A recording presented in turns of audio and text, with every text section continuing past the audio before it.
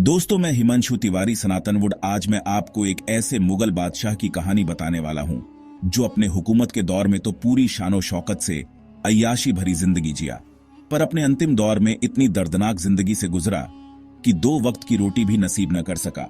अपने ही बेटे के आदेश पर जंजीरों में जकड़ा, अंधेरी कोठरी में मौत के इंतजार में दिन काटता वह बादशाह था शाहजहां, जिसे उसी के बेटे ने तड़पा तड़पा कर मारा। तो आइए आज हम इतिहास के इस अनसुने हिस्से से पर्दा उठाते हैं। उम्मीद है आपने इस वीडियो को लाइक किया होगा। चलिए शुरू करते हैं। शहाबुद्दीन मोहम्मद खुर्रम अर्थात शाहजहां का जन्म 5 जनवरी सन 1592 को लाहौर में हुआ था। उत्तर भारत के एक बड़े इलाके पर उसके पिता जहांगीर की हुकूमत थी, लेकिन 1627 में जहांगीर की मृत्यु के बाद उसके बेटों में मुगल सत्ता के लिए युद्ध हुआ, जिसमें शाहजहां ने अपने सभी भाइयों को मारकर विजय प्राप्त की और मुगल सल्तनत का बादशाह बन बैठा। शाहजहां की तलवार सबसे पहले अपने ही परिवार पर पड़ी। उसने अपने भाइयों को मारा, अपनी सौतेली मां को कारावास में डाल दिया और इसके साथ ही हुकूमत की यह तलवार अंत तक हिंदुओं के खिलाफ भी रही।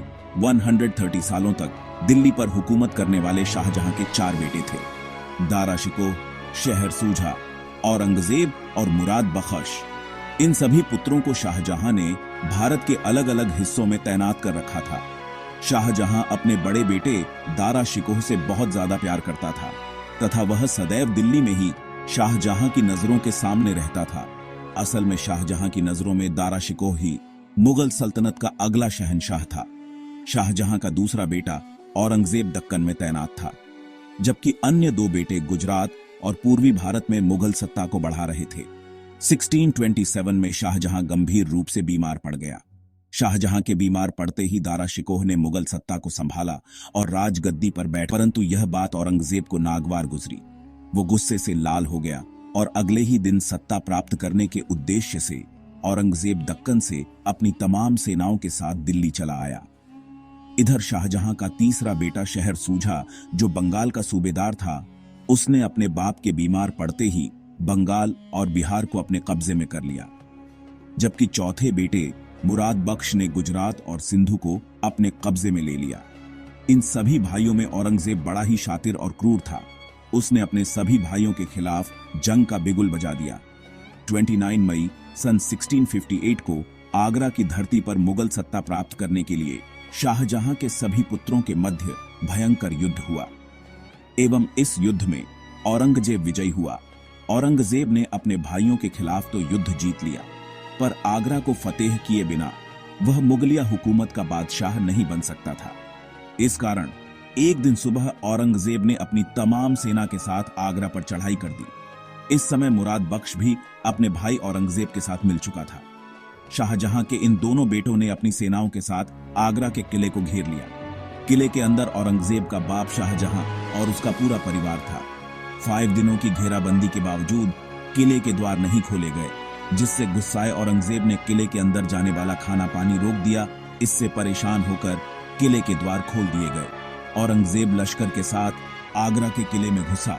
बीमार शाहजहां ने आत्मसमर्पण करते हुए अपनी तलवार औरंगजेब के कदमों में रख दी और इस तरह सन 1659 में औरंगजेब ने मुगल सत्ता पर अपना कब्जा जमा लिया। सत्ता प्राप्त होते ही औरंगजेब के आदेश पर उसके पिता शाहजहां को आगरा के किले में शाहबुर्ज नामक जगह पर कैद कर दिया गया।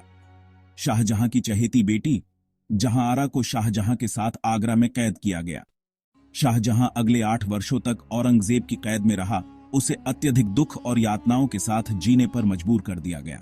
70 साल का वह बीमार और बूढ़ा आदमी रोज उठता और कैदखाने की छोटी सी खिड़की से ताजमहल को निहारता, अपने हुकूमत के दौर को याद करता और फिर जमीन में लेट जाता।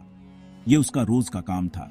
शाहजहां ने तो उम्मीद ही छोड़ दी कि वह कभी औरंगजेब की कैद से आजाद हो पाएगा।